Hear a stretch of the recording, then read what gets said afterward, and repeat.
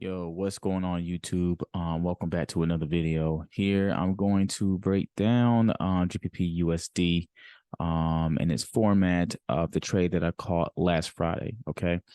As some of you guys may know that I do trade supply and demand zones. And I look specifically for the trend for that day, usually typically either on the 1 hour time frame to start out with. And I drop my way down to the 5 minute time frame. Most of the time, I'm looking for my 5 minute time frames for my entries, but sometimes I also correlate that with the 1 hour when it comes to the trend. Okay, so let's go ahead and get started. So I'm gonna go ahead and put this replay mode on right here. For many know that I do trade New York session. Okay. And this strategy is very, very simple. All I do is wait for a break of structure to identify where the market is headed, and then I look for my zones. Okay, so let's go ahead and get started. All right, so as you guys may know, the market was kind of ranging in this area, right? And I was typically waiting for news to come out after 8:30. That is USD news, which will impact GBPUSD because GBPUSD is actually paired up together. So anything that's paired with the US dollar will have a major effect on it. So it was definitely ranging here, and I was just waiting for a break of structure. All right. Now, there's a break of structure that happened here, right? So usually what I typically do is after the break of structure, which clearly you can see it has broken this level of high right here. All right. I usually look for a demand zone, and my closest and nearest and recent demand zone would be right here. All right. Now, obviously, the market just kept going up, which was kind of frustrating because sometimes the market may not come back to the demand zone that you first drew out, and then it will create a new demand zone right here. Okay. And the most frustrating part is the market can continue to skyrocket up. All right.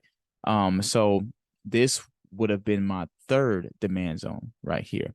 Now, what I'm going to say is if the market doesn't respect this demand zone, it could come down to this demand zone. All right. If the market does not respect the second level demand zone, it could come to your original first demand zone, which is technically your strongest demand zone starting now. However, I personally take the most recent demand zone and I wait for the market to respect that level. All right. So we obviously know that it's an uptrend. So all we are looking for is a demand zone. Okay. And after 8:30, of course, it came out really, really bad for the US dollar.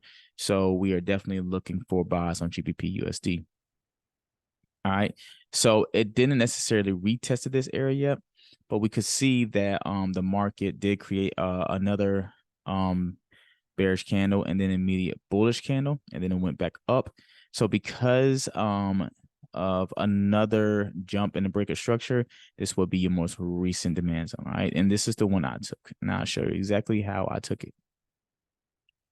All right. So the market retests, right? And after the market retest, let's just say if the market came down in the zone and closed past this level of the demand zone as a bearish candle, it would be invalid. But because the market broke through, but then closed as a wick rejection and not with a full body close past the zone, then the market is telling me that this is a potential that it wants to go back up. So the demand zone is still considered valid. So all I do is after the retest, I look for a next candlestick to open and to break the high of this candle. All right.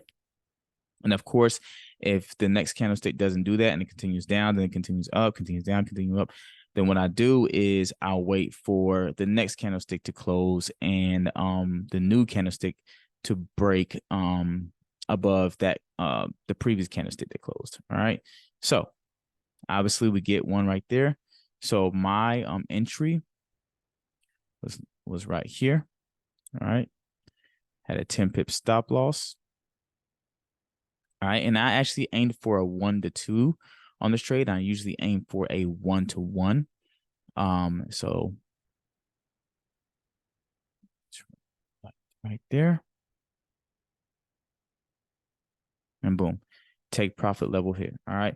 So what makes this strategy so easy is I simply wait for a break of structure, right? After I have spotted the trend, and then I look for a supply or demand zone depending on the trend. So if the market broke to the downside, then I am looking for a supply zone. If the market broke to the upside, I am looking for a demand zone. And then I'm waiting for a retest, a rejection at that area. And then after that rejection has taken place, I'm either, you can get in aggressively at the spot of rejection, just put your candlestick below the zone that you saw the market come to retest at, or you could just wait for that candlestick to close and then another candlestick to open. And if you're buying, you want it to break the high of the previous candlestick that just broke, or if it broke to the downside, then you want it to reject, close, and then the next candlestick to break the low of the previous candle that just closed. All right, so I hope this video was helpful, and I'll see you guys in another video. Peace.